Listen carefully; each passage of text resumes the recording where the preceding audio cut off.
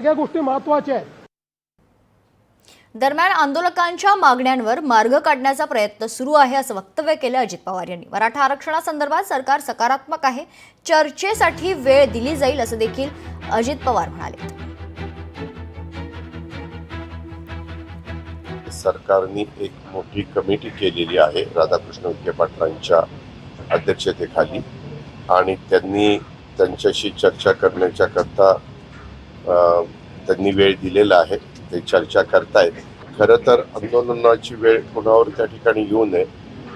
आंदोलनकर्त्यांचं जे काही म्हणणं आहे ते कसं आपल्याला त्याच्यातनं मार्ग काढता येईल ह्याकरता आमचं महायुतीचं सरकार प्रयत्न करत आहे आणि त्याला निश्चितपणे काहीतरी मार्ग निघेल असा आम्हाला विश्वास आहे।